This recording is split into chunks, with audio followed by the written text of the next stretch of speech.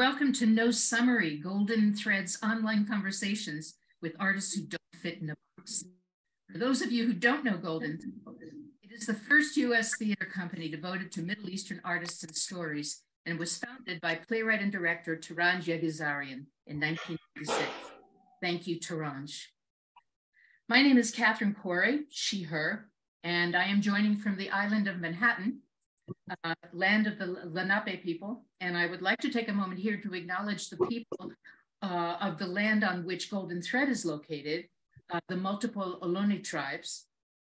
Despite the atrocities of colonization and genocide, Native communities persist today and are active in efforts to preserve and revive their culture. Golden Thread is driven by a desire to expand this land acknowledgement statement to community's experience of occupation in the Middle East, the refugee crisis, and the displaced populations. Whether we are immigrants displaced by political or economic events or US born for one or more generations, we all appreciate the human connection to the land. No Summary program is in its 4th season this year. In this new season, the program embarks on a virtual tour to universities across the nation, bringing Golden Thread's conversations with artists who don't fit in a box to theater and arts classes. Today, episode 2, MENA Playwrights on Storytelling with University of Washington and Cal Poly theater students. This episode of No Summary brings together a panel of MENA playwrights who are writing powerful stories for US audiences and using their platforms to shed light on the experiences of underrepresented communities. We'll talk about the creative process of playwriting, the challenges and opportunities of bringing diverse stories to the stage, and the impact that these stories can have on audiences. Today's panelists, whom I will introduce shortly, are playwrights Yussef El Guindi, Denmo Ibrahim, and Hadi Tabbal. These writers will share their experiences, discuss the significance of storytelling in MENA cultures, and reflect on the ways in which their work has contributed to the broader discourse on race, power, and representation in the United States.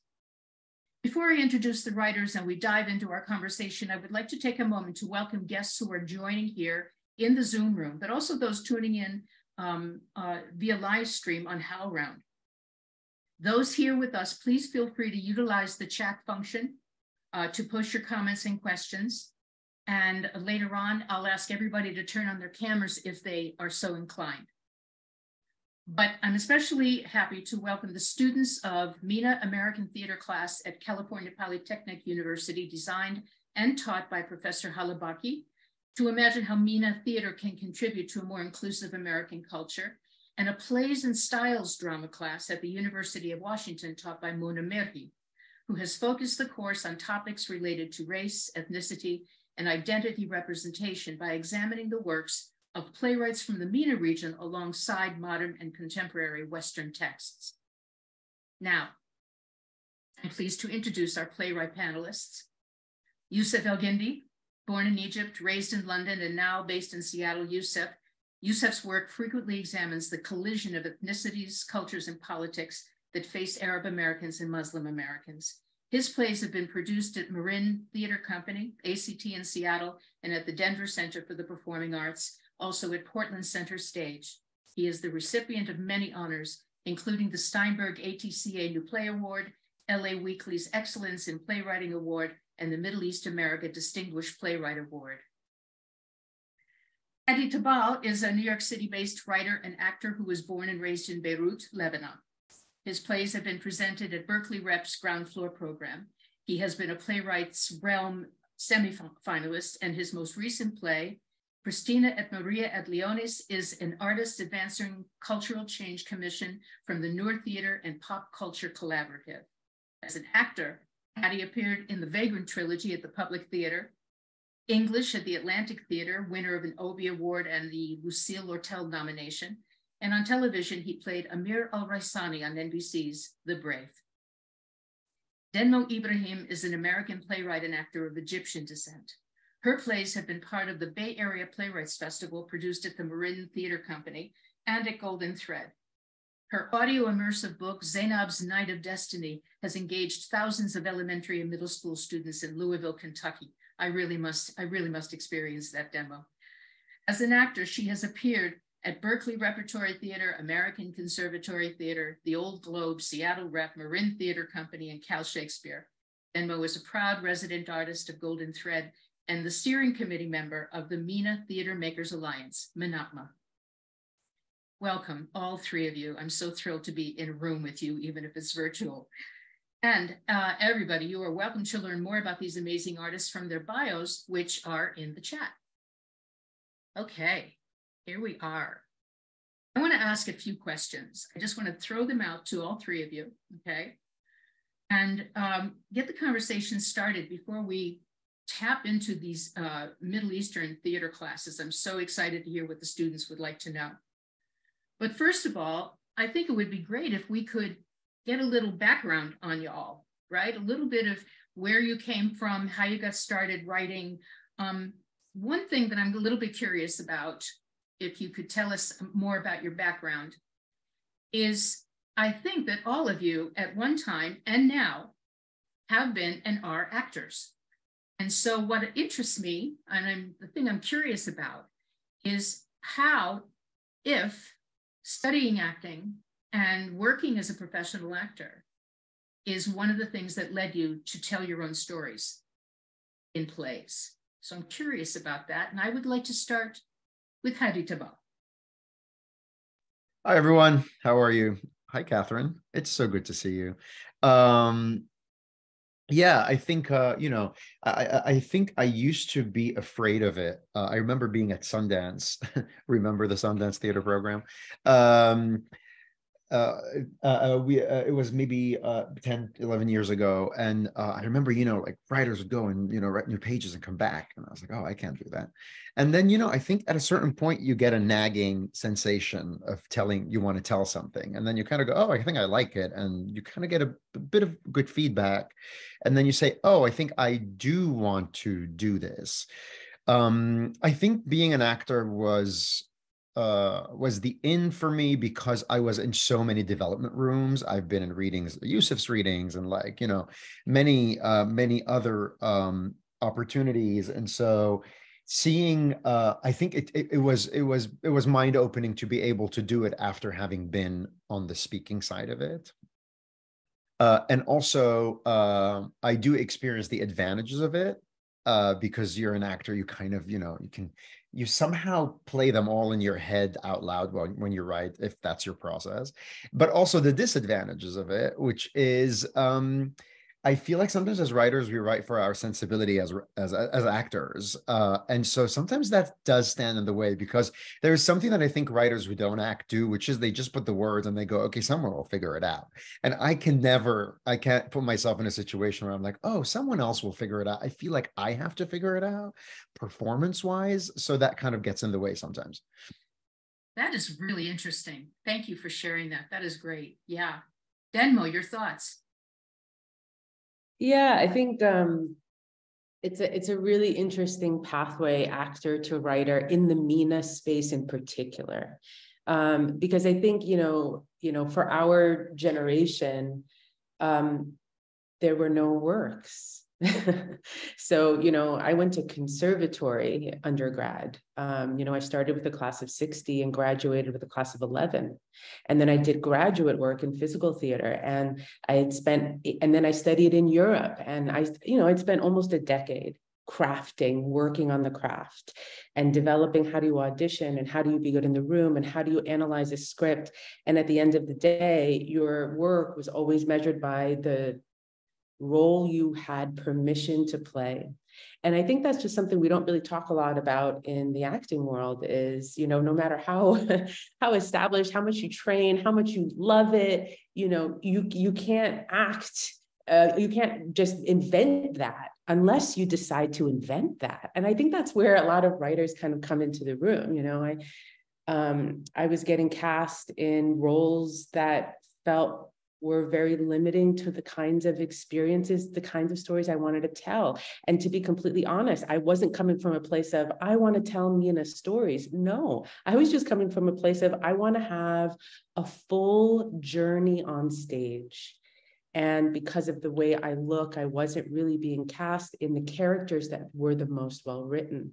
So I think for me, I was just really longing to play on stage. And so writing felt like this sort of like, you know, stepchild thing of like, I have to have a relationship with writing, but I'm not really a writer. And I had said that for so long, I'm not a writer. And I realized, oh, you know, it took me a long time to realize that writing is thinking, and like good writing is clear thinking. And eventually it just becomes about stories. And it was very interesting to see, you know, I had been a part of a theater company, and it was a devised company. We spent 5 years developing new work through an ensemble. So it wasn't a personal story, but it was the sort of actor-creator world. And when I sort of left that space, I gave myself this challenge of something I had never done, which is write a solo show. I had been in all these ensembles. I had never done a solo work. And my first piece was Baba. And that was a really, I think, terrifying experience, because, you know, I had set myself up to say, I want to do a solo show, but about what? And I spoke with a mentor, and he said, you know, what's a story you would never want to tell? And my face fell. And he said, whatever that was, that's it. And it just gave me the chills. And that was really my entry into why playwriting, why storytelling. And I've really held on to that as a momentum in the writing world. Wonderful. And it's interesting too, that you just said that in your graduate program, you were in a physical-based acting program. Because when I read Baba, which I finally did just a week or so ago, it's so physical. I mean, the physical life of Baba is so magical. And now that makes sense, that your actor training would have played into your creation of that piece. Definitely. Thank you, Catherine. Yeah. Yussef El Guindi, you have visited my class, and you were brilliant, and they adored you. But you made a surprising comment at one point, because it's an acting class that I put together at the Experimental Theater Wing, to which I invite playwrights to interact with the students and read their work. They read their work. And you revealed something I did not know, which was you had been an actor. Yes. Can you talk a little bit about how you got from one to the other? I just want to clarify the audio you heard while we were waiting to come on. It was because I need my cat fix. It was, look at this little cutie cat. Isn't this just the... You want treats? You want my soul? You want my undying loyalty? I'll give you anything. So you think you can just tilt your head like... I'm sorry, I thought I need to be inspired before I come to this class, and cats just do it to me. It must be the Egyptian in me. And the... I think you just wish you had written that. Yes, it'll filter into my work somehow. So I did start off as an actor. By the way, before I forget, Denmo, I've heard many good things. I'm here at Fort Worth at Amphibian Stage, and people are saying many good things about Baba. You know, somebody was saying, oh, they were in tears, and so congratulations on the play. I did start off as an actor. I wanted to be an actor. I think I've told this anecdote many times that, you know, I was passionate about it. I was more of a poet, and I sort of wrote a couple of plays, and I was going to audition for 6 acting schools in the States, and then I just thought, well, let me, as a backup plan, also submit something to a playwright, something for playwriting. And before I went, I had a tarot card reading that said, you're going to be a writer, 90%, and an actor, 10%. And I said, no, you've got that wrong. I'm going to be an actor, and then maybe 10%, I'll just write it on the side. And so I went to and I auditioned, and I got rejected by all 6 acting schools. And I got accepted into the playwriting school, you know, and I was going, what the hell? And I felt very, I thought, I'm going to be among students who are passionate about writing, this graduate level, you know, and what do I know about writing? And so I did continue to act, and I continued to act and think of myself as an actor up until my mid-30s. And then for various reasons, I just stopped the acting. I made a short film, and I thought, well, I'll go into cinema, and then I didn't really enjoy that experience, and that kind of left playwriting in my late 30s. I just said, well, that's all I can do. But acting, sure, acting. I think anybody who goes from acting to writing, that figures in absolutely into the writing process, because as with that experience, when I am thinking of when I'm writing, I am thinking, where are my actors on stage? What's happening? What are they touching? What are they seeing? What's going on physically? Are they talking? Because I can be a bit wordy. So what are they doing? Are they, sometimes people just sit and talk. Yes, but what's in their hand? So that all came. And when they go off stage, have I given them enough time to transition into so all that is very, very useful. It's not the only route into writing. I know of several playwrights who were never actors, but it has helped me. So yeah, and I've noticed, Yussef, in reading your plays how precise and full you are in stage directions about what the physical involvement of the actor is in each and every scene. So I know exactly what you're talking about. Let's move on just a little bit to talk about what your experience of being a playwright, a storyteller of Middle Eastern origin. Each of you is in a different place in terms of your relationship to the United States, right? You said you came here years ago, right? And Hadi, you came for graduate school, and you have decided to stay. And Denmo, you were born here, correct? So we're all at different places in terms of our place in the diaspora. And I'm just, wondering for each of you, and we'll start with Yussef this time, how your storytelling reflects your experience of having migrated and being part of this community. Could you talk a little bit about that? I think, as Denmo mentioned, that there was a time, it was a desert, a wilderness of no representation. It was quite, the absence of representation was quite shocking. It wasn't even the occasional thing that bubbled up. There was nothing. And so when I sent out my stories, I don't think there was even there was nothing to register. It's like, why are we paying attention to your story? It's not relevant to anything, because nothing in the culture talked about us, and when we were talked about, it was always negatively. So I grew up very much without that, so only in my 40s. Imagine going through your whole life with seeing no representation, knowing the things you write will not be done, and thank God for Golden Thread Productions, because literally Torange, when I finally got on the computer, yes, way back in the dinosaur era, I finally got the computer and I plugged it. I finally got on the internet in 1999. I always say 2000, and Torange says no, it was 1999. And I typed in Arab American Theater, and a couple of theaters popped up. I forget, it's called the Arab Theatrical Guild in Dearborn, Michigan, and Golden Thread Productions. I wrote to both of them, and both of them said, yeah, send me stuff. I only had one production because it really wasn't a theater person, but Torange was like, yes, send me your stuff. And there was, send me more. And really, because as a writer, you have to practice. Whatever craft you decide, you cannot learn and grow as a writer or an actor or anything unless you're practicing your craft.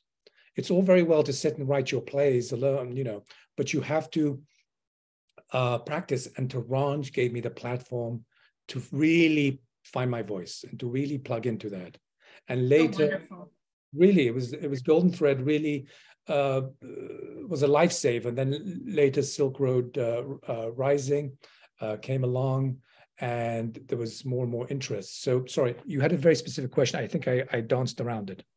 No, actually, that is really what I wanted to know.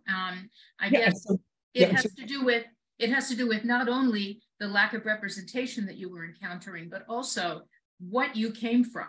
In other words, what we come from influences our storytelling. Yes, and it was weird, and I'll finish right now so we can move on. But it's just, it's it's like when you find your voice, you look back and realize how invisible you were rendered for so long, and then things just come pouring out, and so yeah, it was thank God for Golden Thread. No kidding. Hadi, what can you add to that? Interesting. I had a similar different journey, right? I came here when I was 20, and so I came as an adult. I was born and raised in Beirut. I'm from Lebanon. And so it took me 15 years to realize I'm an immigrant and not an Arab American, and to realize that it's such a different experience, because I was not here after 9/11. I did not experience a shift in identity. And so I was kind of born and raised in the old world with the language and it's pretty different. And so I think, to answer your question, Catherine, if about that relationship between where we're from and the theater, I'm discovering how much my relationship to storytelling here is based on being an immigrant, in the sense that I find that the Arab American stories tell me a story that isn't mine, and I love to see it. And then I feel that, like, I tell a story that is not necessarily one that Arab Americans have access to. And I think that, that kind of richness in what we do, stories by immigrants, stories by people who came here when they were 4, stories by people who came here who were born here, is very interesting. And it's also, I think, also with the incredible speed of technology, and also like kind of the world becoming kind of one and not really, like I feel like there's a lot of international, there's the conversation with these stories internationally is becoming a bit more fluid and quicker.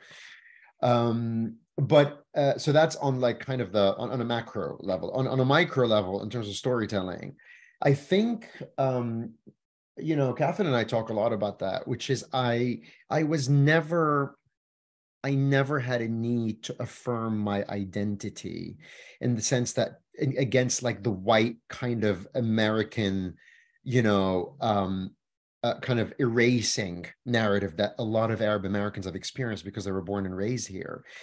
I kind of ran away from mine. And so it's very interesting to be here as a storyteller, and kind of, I think I'm also interested in the ugliness of where we come from sometimes, and also the beauty. And so I think I find myself writing about that ugliness and writing about that beauty. And I find myself having conversations with non-Americans, Arab Americans, and immigrants, as well as people who never left. So it's that kind of, I think it's there.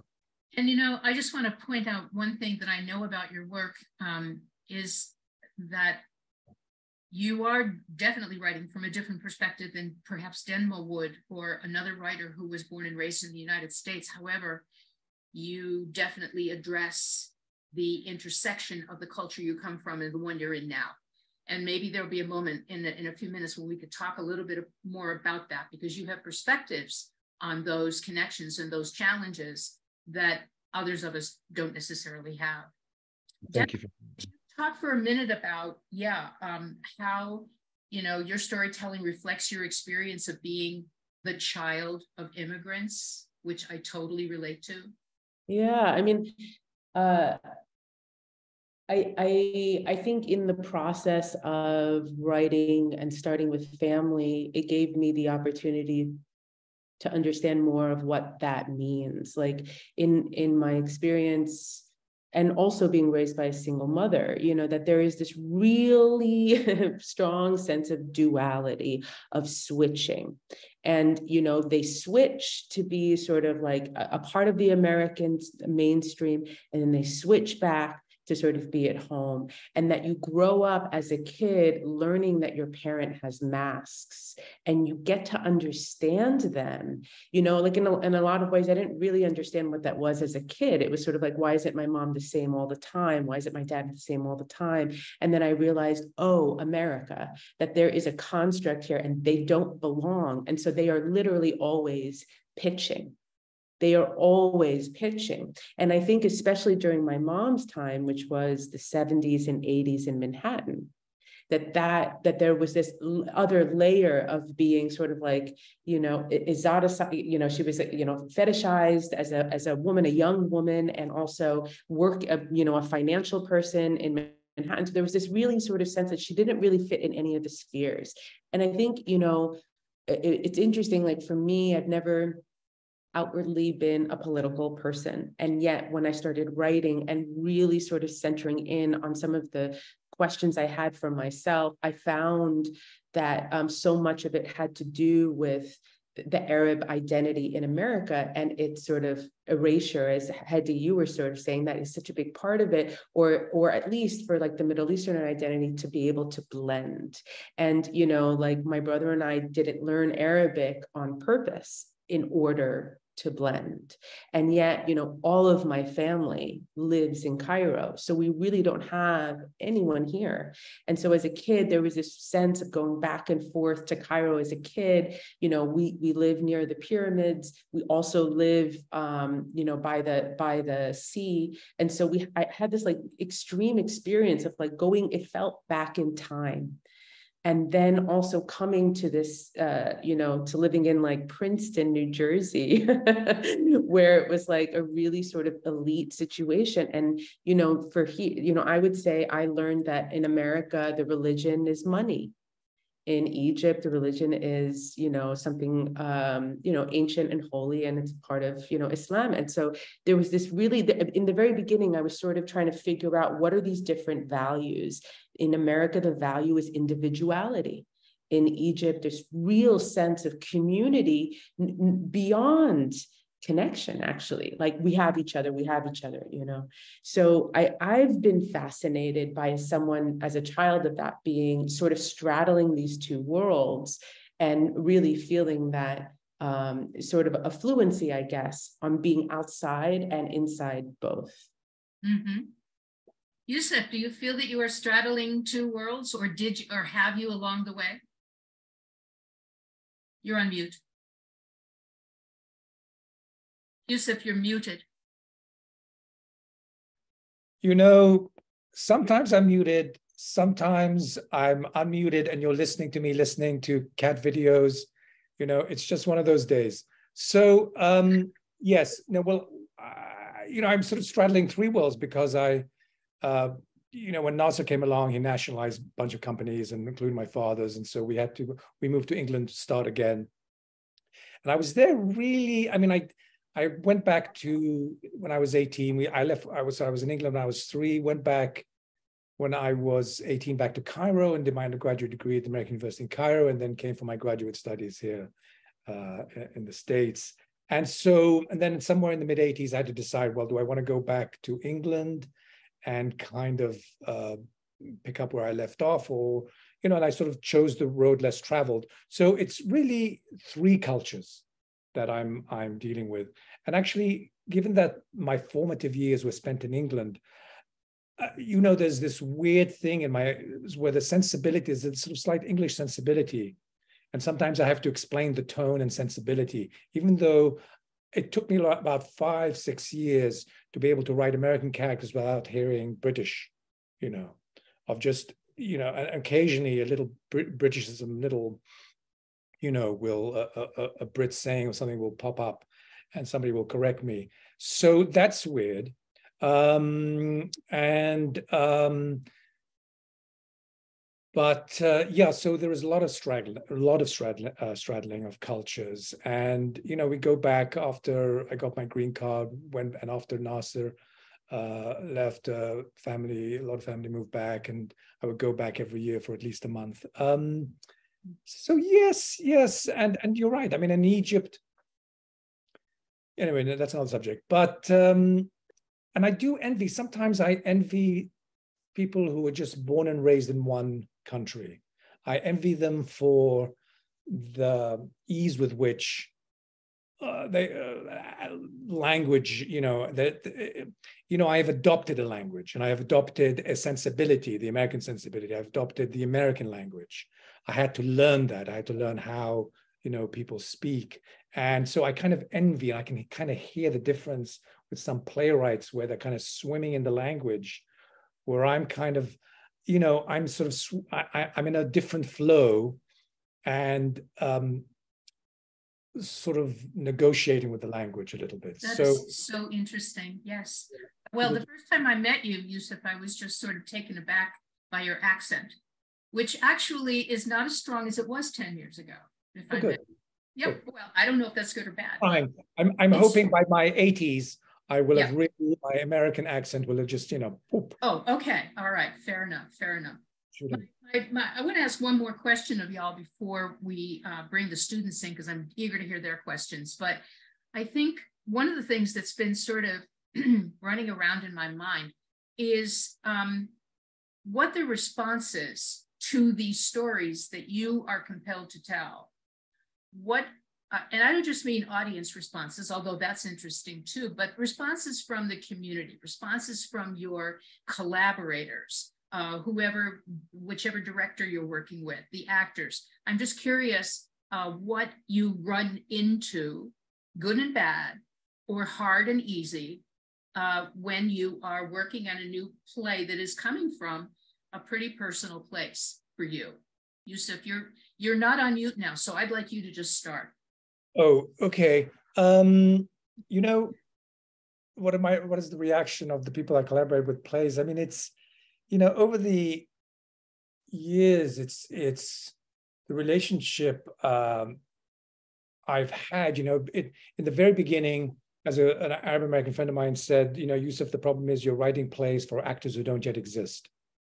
So what was happening in the early 2000s were actors who were not of Middle Eastern descent acting these roles. And so there was a lot of explanation and a lot of, trying to plug them in. And there's still,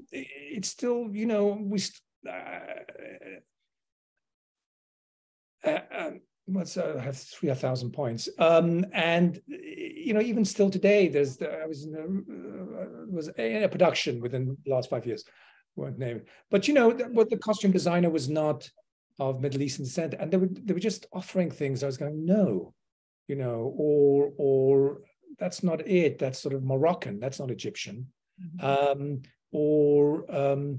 The assumption that the woman would be veiled. I'm going, well, no, not necessarily. They wouldn't necessarily be veiled.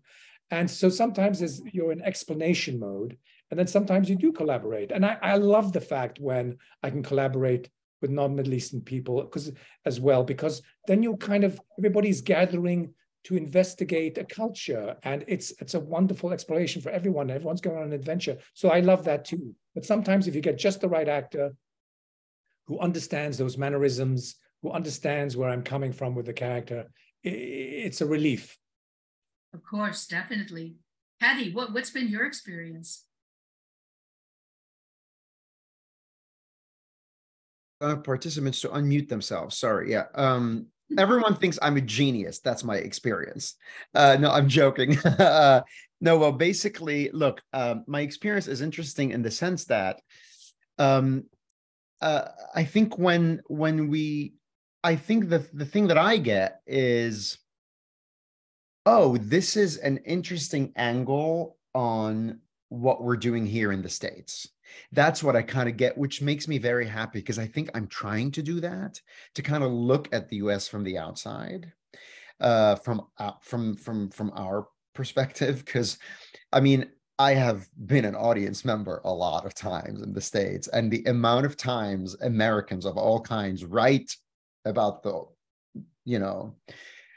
foreign characters is staggering. And it's interesting for me right now to kind of do the opposite and see the language and see the music. I write a lot based on music, and to see like a lot of that to see all that, to see the politics from kind of a global perspective, and I think it resonates in the room. So that's maybe the most common reaction that I get. It's usually one of, oh, I feel like I was taken to Beirut, or I was taken to the Middle East, which is really, really great, because of the sounds and the smells and all the sensory things that, and to your point, Yussef, I mean, I'm having a similar problem right now, which is there aren't a lot of actors that I know, and please, if you know them, please introduce me to them, who speak and live Arabic and work in the US, right? Like, there are tremendous actors here, but then, the language is not there. And it's when you write bilingually it's sometimes hard to find those actors even now. And, like, especially if an older generation, because I know so many Arabic speaking 28-year-olds who are working and are fantastic actors. But then when you go up the age, I meet the scarcity that you're talking about in the early 2000s, when I'm looking for someone who's a bit older, who, let's say, can do a flawless Iraqi accent. So it's one of those things. So I think that's what, I don't know. I answered the question. I did. That is so interesting, Hadi, to me personally, because it inspires me. You know how my mind works, and it inspires me to think about how we can bring more Arabic-speaking actors, wonderful actors of a certain age, together with writers who you see where I'm going with this, right? 100%. I know you're always going to program. You're always starting something that will solve something, which I love about you. But also the other thing is, you've done a lot of international work, and these actors obviously exist in the Middle East. But then there's the problem of visas and buying them and money, and so it's like, again. Absolutely. Yeah. Of course. Denmo, just going over to you, and I'm wondering what your experience. I mean, you've been a part of Golden Thread for a while now, and you've been surrounded by writers and actors and directors from the community. And I'm wondering, what has been your experience from collaborators, from local audiences, et cetera, from people in the community to the themes and the stories that you tell?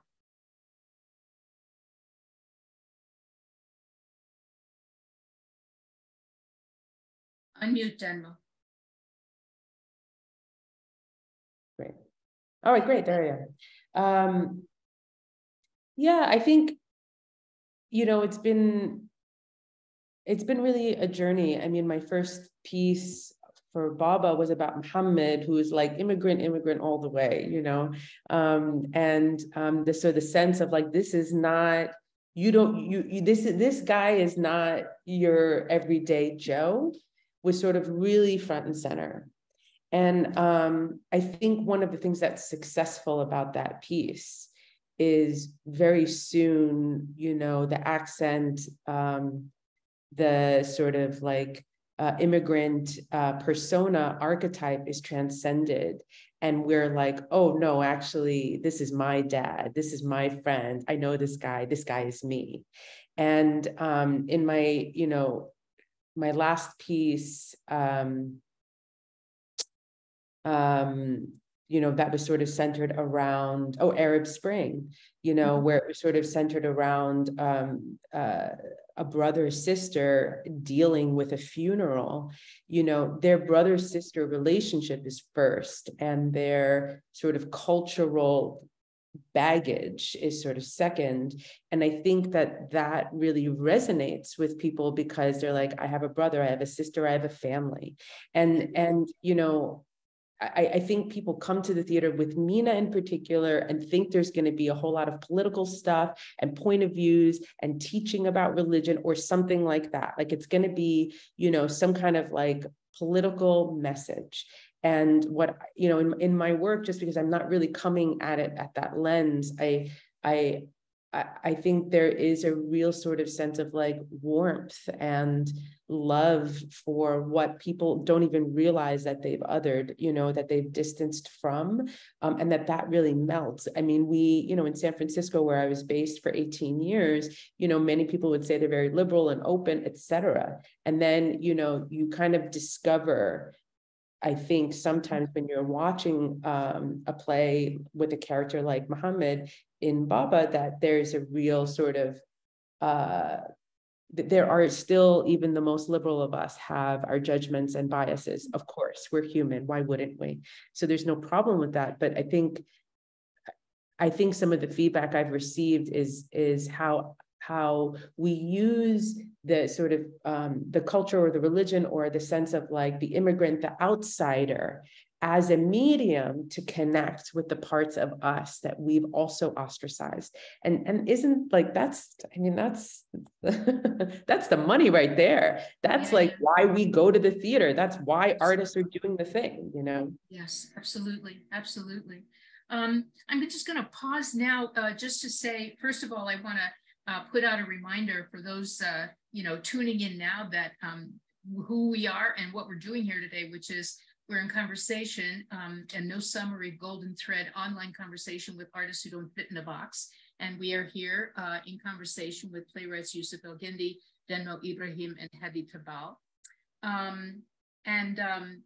At this point, I would really like to invite questions from the students at Cal Poly and University of Washington. So Hala and Mona, if you can perhaps you know, let us know which of your students have a particular question they'd like to ask either of all the panelists or of one in particular.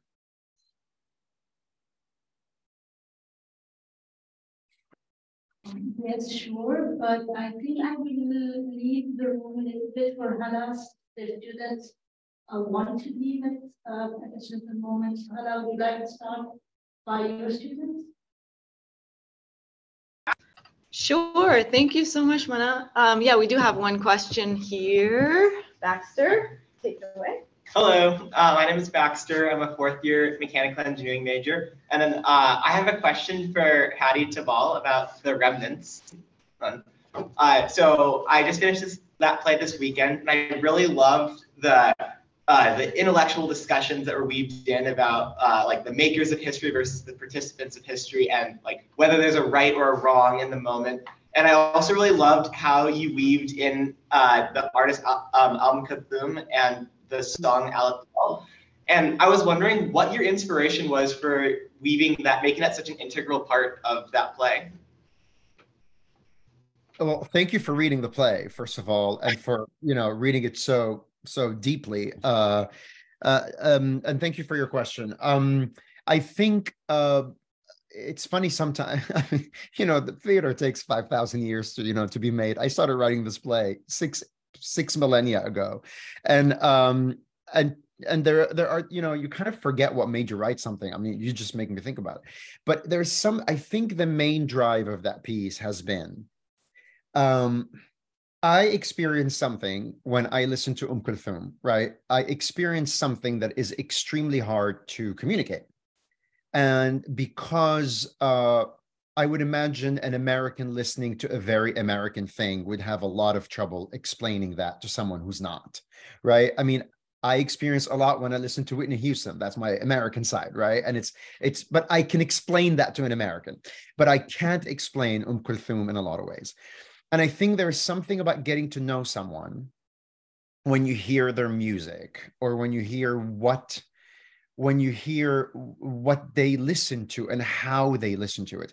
And Kulthum particularly is a woman, not a man, who is known deeply by a culture of 300 to 400 million people. And she is also someone who 6 million people went to her funeral, right? Actually more than Nasser. So she is a figure in our culture that is deeply understood in our DNA. And when I wanted to write that play, the political side of the play was what happened in Abu Ghraib in 2003, 2004, when you had American soldiers who were completely untrained to do what they were supposed to do, but then were given directives very clearly to do what they were not supposed to do, and were committed atrocities in the prison outside of Baghdad that are unimaginable. And so for me, I wondered what it would be like if these Americans heard our music. And I wondered what it would be like if we were put in a situation that was different. Would these people have done that to each other the way they did in this play or in reality? So for me, weaving the music is basically asking the question of the what if question. You hear someone else's music or you fail to. Thank you. Wow. Very Good interesting. question. What else? Yes. From either class? Go ahead and jump in, Mona, while we brainstorm. Thank you. I think Clau has a question directly related to Hadi's final say. So please go ahead, Clau. Would you like to ask your question? Sorry. I hope you can hear me. Okay, sorry. I hope you can hear me. My question is, my name is Carl, by the way. My question is specifically for Hadi Tabbal. I really enjoy The Remnants. I think it's one of my favorite plays so far. I was wondering about the subject of addressing foreign audience when you're writing about something culturally specific, especially controversial subjects like military intervention. What research and consideration do you put in when you want to address this subject to foreign audience who may not be able to relate to it? Thank you. I think I'll rephrase your question in case others didn't hear it, because I think you wrote it in the chat. So I had a, you're asking what kind of research do you do about things that you're going to present to an audience that might not know about, right? And so how do you approach that? Is that right, in a way? Wow. It's a very good question, because one of the things that I think, I'm sure, Denmo and Yussef find yourself probably in the same situation, is you're writing and suddenly you go, who am I writing this for? Am I writing this for Lebanese people? Am I writing this for Americans? And I catch myself not knowing my audience sometimes. And so your question is really intelligent. It's a very complicated process, because I guess the more I write, the more experience I get, the more I know my audience and how I want to present my work to my audience. But there are two things happening, right? On one hand, you want to write what you know and not compromise. And on the other hand, you want to write what you know, but be able to access the audience. So in a way, you kind of have to do the research, and you kind of have to put in the play, and this is difficult, so that you don't get expositional, so that you don't get kind of, bogged down by the thing that we all, as, BIPOC artists are always bogged down by, which is explaining the basics of the thing you're talking about, because no one knows it. So you kind of have to be smart about when you put in the data, the information that allows people who don't know about your world to latch onto it, right? And also, you kind of have to have the courage to say, listen, these people might not know about Iraq, might not know about Kulthum, might not know about enhanced interrogation techniques that were clearly sanctioned by the US government and written specifically in documents on how to torture people. But if you put what you need to put there, and then you trust the things that they don't know that might be interesting to them, at least emotionally, you kind of find that balance. Do you know what I mean? Because you don't want to also write a piece that is so didactic, as if you're talking down to your audience, assuming they don't know. You also want to assume your audience knows. And at the end of the day, we write plays to make people feel something or learn something intellectually and or emotionally. So the intellectual side of the writing is only there to serve that experience of watching characters go through something. And eventually you're going to write something universal. So even if the world is not necessarily that, the audience doesn't know about it, what they will know about is what the characters are going through, or else you're not really doing your job.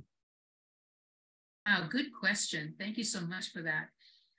Listen, before I go to the chat, because there are a couple of questions in the chat, Hala, I think your class needs to end at the hour. So anybody else have a particular question? We have a second question from Baxter. Hello again. Okay, this time my question is for Denmo Ibrahim. So I also read your play Baba this weekend, and I really loved how you created like a sense of waiting in both acts of the play. And like, unlike Waiting for Godot, like there were like major character developments with like major endings where important stuff did happen. And so I think like, especially like your ending of the second act where Layla and her Layla and her father reunite in Egypt was very heartwarming and touching. And I was really curious because you mentioned how the play can either be like a one-person show or a two-person show. And I wanted to know a little bit more about how you would do that scene as a one-person show then, because I'm always curious about how theater makers envision various scenes like that. Well, it's a very good question, and I would probably, bunt that to the director to figure out. But I think the way it's written right now is it feels like a sort of opportunity available for the two-hander. But in a solo show, really depending on the tone and feel of it, because there is this moment midway where the transition happens. And originally I played the role. I wrote it and then I performed it. And the transition it took me years to figure out, how do I go from literally having a fat suit, a mustache, and a wig, and these glasses with this huge costume, to changing into this woman on stage. So the transition moment plays with Muhammad, the actor becoming Layla. And it's sort of this gorgeous moment where we're out of the play and in the play, and like the audience is with you in that. It's maybe 30 seconds. And I mention it because I think in the solo show, there could be an opportunity of hinting at that sort of duality at the end. So instead of it necessarily just being Layla playing it straight, how she would with Muhammad, sort of echoed in the back, it could be Layla. In essence, we want to see all of those people at the end.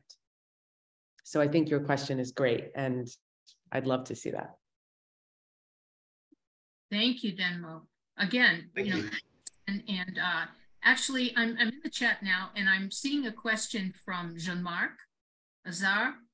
And I don't know if Jean-Marc is one of the students or is joining us from someplace else. But the question is interesting, and he specifically is put it in for Denmo. But I'm wondering, if the others, Hadi and Yussef, might want to comment as well. He wrote, Denmo Ibrahim, theater often provides a platform for social commentary and activism. Are there any specific social issues or narratives that you feel strongly about and strive to address through your work? I mean, I completely agree. And I think it depends on when.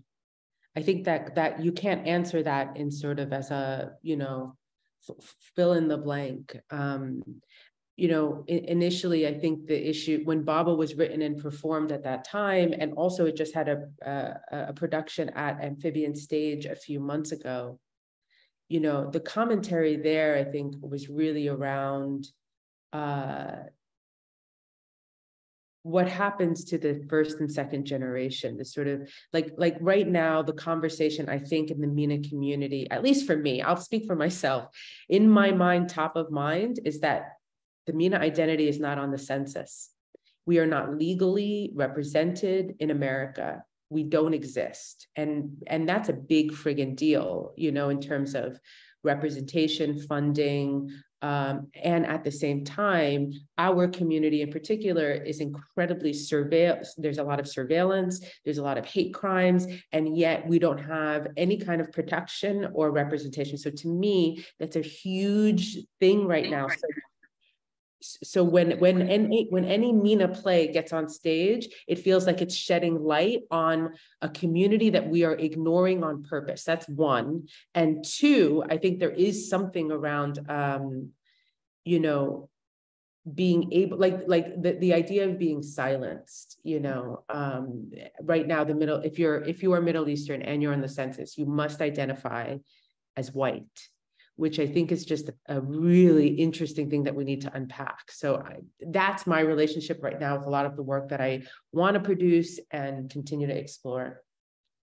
Very interesting. And Yussef, I think I know the answer to this, but are there any political or social issues that you feel you can and should and do address in your work? You know, I'm never agenda driven when I write a play. It's always emanates from characters who are bubbling up and want to chatter away. And so the political aspect of it, the activism, comes naturally through the drama of these people's lives. I think to the notion of the personal and political, that they're separate, is a kind of a I think if you can separate them, you're in a privileged position. I think for a lot of people, they're, you know, around in Egypt, when I go and chat, the chatter is political. You know, domestic is political, where we're chatting about politics, and it goes seamlessly from what's happening in the family to what's happening, you know, politically, to, you know, my family's politically engaged. And so the domestic and the political, it occupies the same sphere. I mean, we moved, you know, our personal trajectory, my family, was due to political actions taken, and my father had to respond. And, you know, we used to joke that whoever was in power, one half of the family was in prison and the other half was, you know, doing well with that regime. So it's, you know, so the activism, the notion of, and some of the criticism of my work sometimes was always being, you know, didactic, or it's being this or that.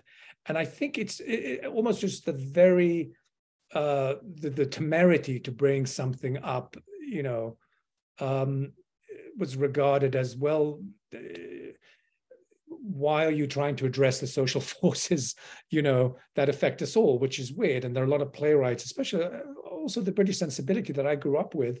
It's, of course, the individual is interwoven into the social fabric and the political fabric. And you are going to, in talking about the individual, you are talking about them politically as well. Mm-hmm. And it's not an either or. So social activism is not a, now I'm going to talk about this issue. I'm going to talk about these characters, and naturally, organically, political issues are going to arise and affect. Indeed, indeed. And there's a question here from Rosa Peterson at University of Washington. And for Denmo's Baba and Yussef Stamp Me, how did you know you wanted the play to only include one actor? And Denmo, you've kind of talked about that a little bit already, but Yussef, what about Stamp Me? Why is that only from the one character, the one person's perspective? I'm wondering. Well, Stamp Me is, you know, it's a monologue. It's just a 7-page, I don't know how many pages monologue. And we'll just kind of pour it out in one go, which is, and it was really just, you know, talking about domestic intersecting with the political. It's yeah, it's about somebody moving along in the immigration line to get to the immigration officer, who's going to either let them in or, you know, cause trouble or please step aside. And it's all the tension, which I feel to this day whenever I approach a, you know, even now that I have an American passport, you know, that I feel whenever I come to, and this character does not have an American passport and is trying to get into the States, and we're hearing his internal monologue as he snakes his way towards the immigration officer, who will look at his passport and determine his life, determine the rest of his life, you know, that power. And just the helplessness, the rage, the internal conversations. It's like when I travel, 2-3 months before I'm traveling, I'm having conversations with whatever immigration person I'm going to. If I'm going to England, I'm having conversations with the, internally they start, and if I'm coming back to, I'm having conversations, wherever I'm having, wherever I'm going. So that's where that play came from. And it's really, it's border crossing international borders. I remember when the Lark kept saying, "Oh, we'll send you here, we'll send you there," and I was resisting. I think I said, "Well," because if you grow up with an American passport, you have no idea the privilege you have to travel, to cross borders, to get into countries. There's, for most people around the country and in Egypt, the notion of getting a visa, that the humiliating hoops you have to jump through to get a visa to travel anywhere. I mean, you probably won't get it. And and to get it, you have to provide documents. And so the notion of travel, that just traveler is for most people around the world, is very, very difficult. And so that's where that Stamp Me comes from. Yeah, got it. Here's another question. Denmo talked about, it's from Kyler Simons. Denmo talked about individuality in the United States and how much it is valued here, while on the contrary, Egypt has, as you said, that strong sense of community. And do any of you feel a sense of community while working in the States with other people of Middle Eastern origin? How does it make you feel having this growing community while also harnessing your own individuality? And I'm so glad that question was put in the chat, because it was actually something I wanted to ask all of you, which was what it feels like to be an artist in the community, having your own very strong voice, all of you, but being part of a burgeoning group in the United States. Hadi, what's that like, connecting with the other people in the community? It's truly, I mean, to use a dumb word, it's great in the sense that there's this 12 years ago, right? I definitely felt more alone in terms of making theater than I do now, right? Like right now, I feel Golden Thread is my community and Noor Theater is my community. And the people I do plays with that I did last year, I happened to do 3 plays, 2 are Middle Eastern and are my community. And just, I mean, that's, the Middle Eastern the Middle Eastern Writers Lab at the Lark, which is now at Playwrights Horizons, there are all these, and some of them became very good friends. And so I think it's a very different game when you don't have a community. And at the same time, it is important to remember that being part of a community does not mean that you erase your individuality. And you have to keep fighting also for your community and for people outside your community to still see ourselves as individual artists with individual voices.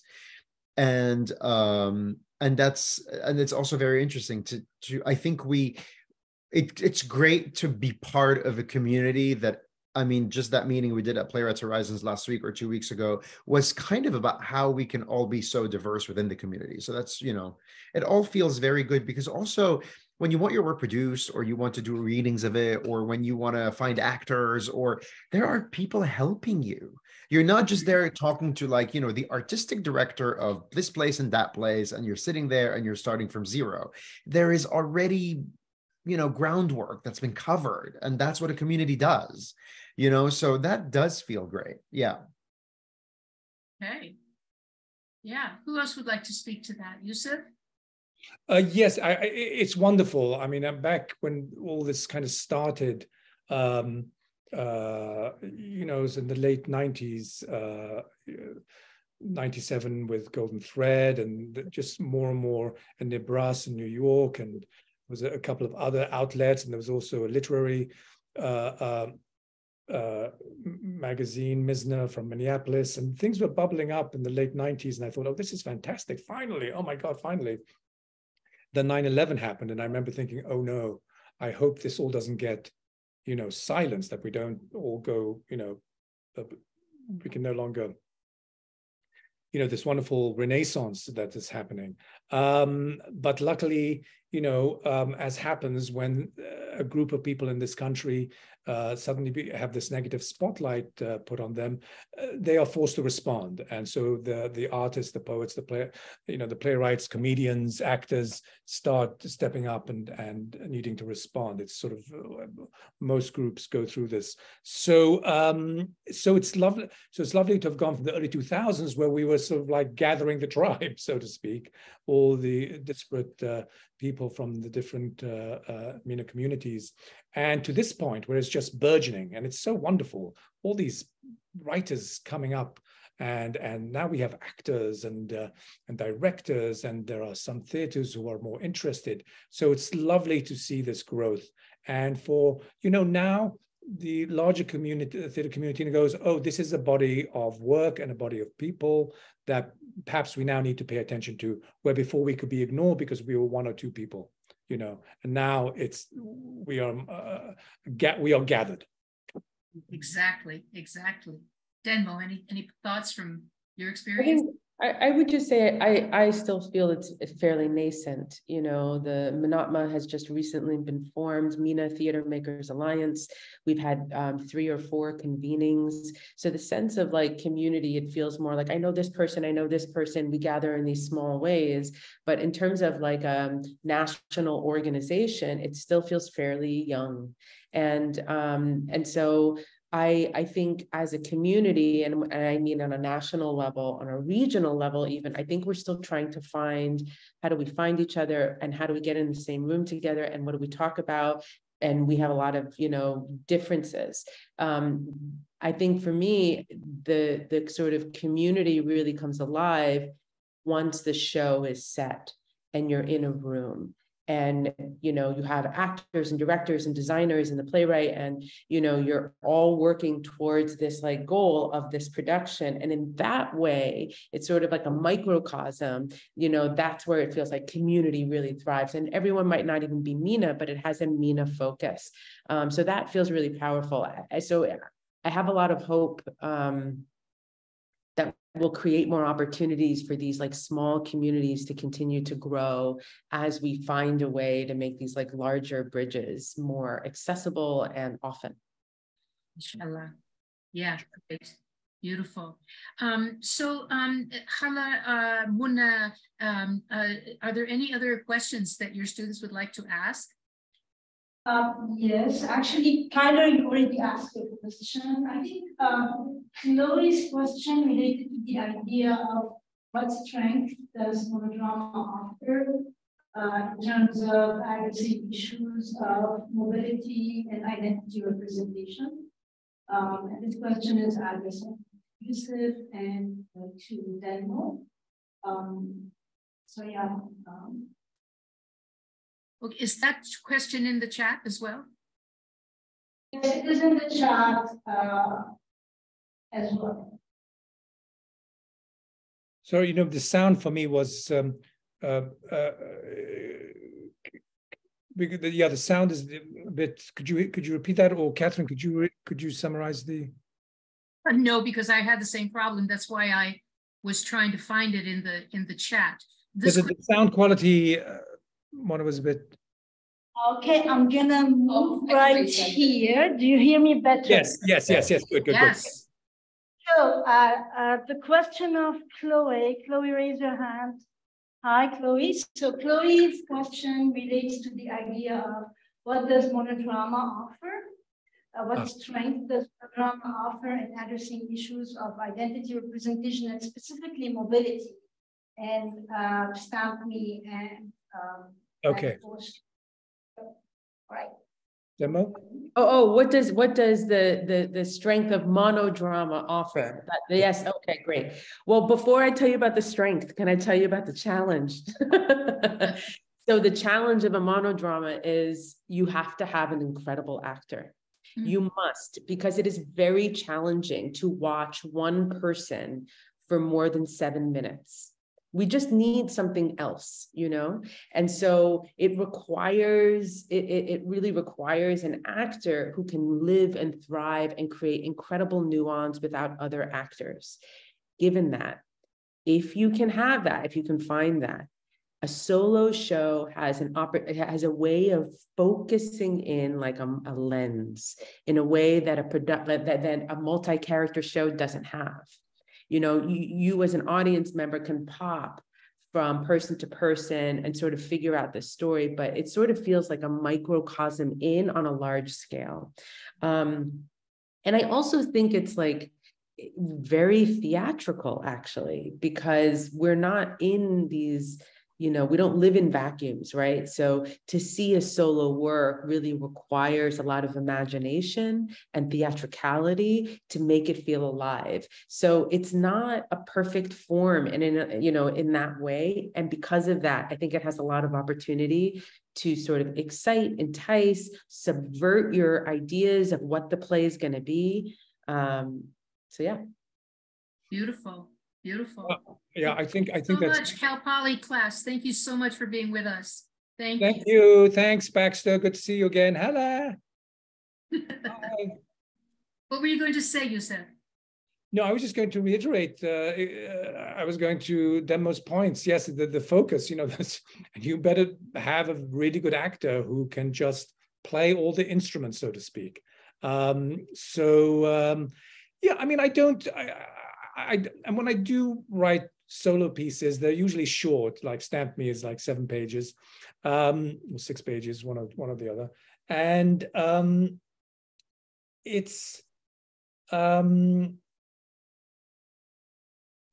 what do I like about them? I mean, I must admit my agents over the years have gone, do you have like smaller casts? And I said, well, I have a 3-person play. There was do you have a 2-person play? I said, well, let me write a 2-person play. And then it's, do you have a 1-person? I'm going, what do you want? What is this? It's like, so sometimes I did write a full-length 1-person play collaborator. And I was thinking, oh, thank God, I have a, something for my agent. I have a 1-person play. Yeah, I mean, it is challenging. I mean, with a shorter piece, you can get away with a lot. But if it's a 1-person full length, then you better have, that actor better fill the room, and right. better, because as Denmo said, that's all you've got, and they're telling the story. Yeah. I thank you for that. I have one final question that I would like to just throw out to all 3 of you. And, it's all right. You have to forgive me. This is based on personal inclinations of mine. But I am so eager to interface with our counterparts in our cultures of origin, okay? Who are born and raised in the United States, but very, very connected to Lebanon. And so excited when I have the opportunity to collaborate with people over there. And I just, want to throw out that in some of the work of yours that I have read, and Hadi, in your recent work, especially, I'm so taken with the demands of the plays regarding language, regarding sensibility, everything from understanding of the environment to understanding of the food. I mean, and I just, wanted to throw out and ask, what is your interest or inclination to work with people on the other side to realize some of your work? I'm curious about it. It would be a dream, to be honest. I visit Beirut often, especially that now I have a child, and to see my parents. And I've never really worked in the Middle East as an adult in Lebanon, but I've been back and forth, and then now I'm meeting some people, actually sometimes through Catherine. There is something thrilling when you meet someone who can be the dream dramaturg on your piece, or an actor who is basically the person you're looking for to play the Lebanese or the Syrian in your play. They speak the language, they have the mannerisms, they know they understand you know, they understand that guy or that woman that you're writing, or whatever, you know, the character. It's just, it's so hard in terms of financially, and also in terms of politically, in terms of visas and mobility and all these things. I don't know, like, I wish there was, I would love, my Beirut series, I would love to do those plays in New York and in Beirut. They all take place between both cities.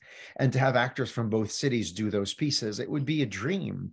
But, you know, it's, I think also, like, nowadays, like, I think we need to start thinking at this level, because at a certain point you go to the theater in the States, you go to the plays, and you go and you go and you go, and it's like there's a whole world out there.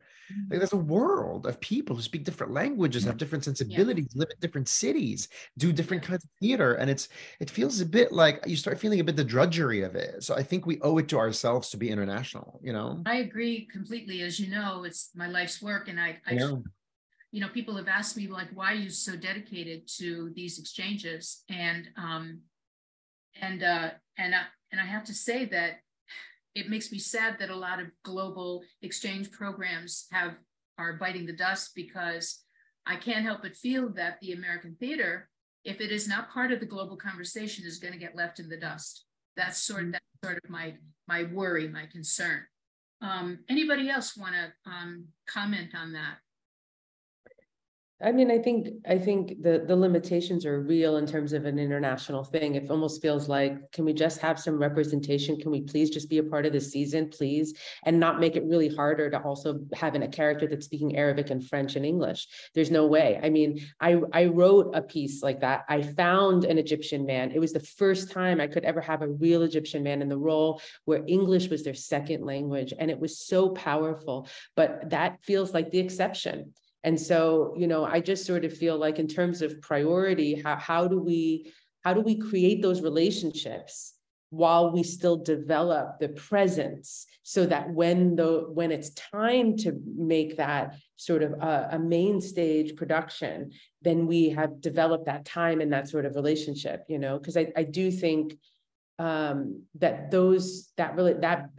sort of dynamic is going to lend itself incredibly powerful to certain stories, for sure. And to your point, Catherine, I think if we're not having the conversation with other, you know, countries and cities, then it sort of feels like America becomes insular. Why theater? So yeah. Yep. I agree that to both points made, that yes, international, there is a whole section of the world that's just not taken into consideration and culturally, it's just absent in the conversations we have about culture in this country. So yes, including that is important. But my focus and my interest is that of the immigrant. Obviously, because when I was 3, and really I have the immigrant experience. And so my interest is in promoting and giving a platform to Arab Americans. Mm-hmm. Yes, I want to include Egyptians and Lebanese and, you know, voices from those countries, and let's bring them here and let people know that there are these other voices, but also that there are Arab Americans. I mean, we were talking about the census and how we're not, you know, so we have to be more vocal, and we have to respect ourselves as Arab Americans, as immigrants, because unless we do, nobody else is going to pay attention to us. You know, when I'm in Egypt and I go, you know, I'm Arab American or Jewish American, well, there's no such thing. You know, it's like I have to go, no. There is a whole group of people here who have a voice, and it's shaped by their immigrant experience. And, you know, so there's a slight denigration and a slight dismissal of the Arab American, you know, from some of these other countries in. So my passion is to promote the MENA community in the States. Yeah. Brilliant. Perfect. I can't thank you all for your candor. Honestly, beautiful. And we have come to the end of our conversation. So it's my honor to thank all of you, the panelists, the students, the professors, everybody, just amazing. I want to thank HowlRound for hosting the program. And as a reminder, all the No Summary episodes are live on Golden Threads and HowlRound's websites. Thank you to Wendy Reyes, our live stream technician and hero, and to the rest of Golden Thread's small but mighty team. Michelle, Sheila, Linda, Saluna, and Heather, and especially Executive Artistic Director Sahara Saf. Big thank you to the audiences and the people who attended today. Just letting you know that coming up next at Golden Thread, the New Threads reading series with 2 plays commissioned by the company. One by Adam Ashraf El-Saig is inspired by the story of high-profile Egyptian political prisoner Alaa Abdel Fattah, and one by Tariq Hamami, inspired by the experience of the Black Panthers in Algiers. And the Reorient Festival of Short Plays in the fall, which will feature the work of one of today's speakers, Yussef El Guindi. And for more info, of course, visit the Golden Thread website and join the email list, okay? So you stay on top of the programs and events. So with that, lots of love to everybody. Thank you and goodbye.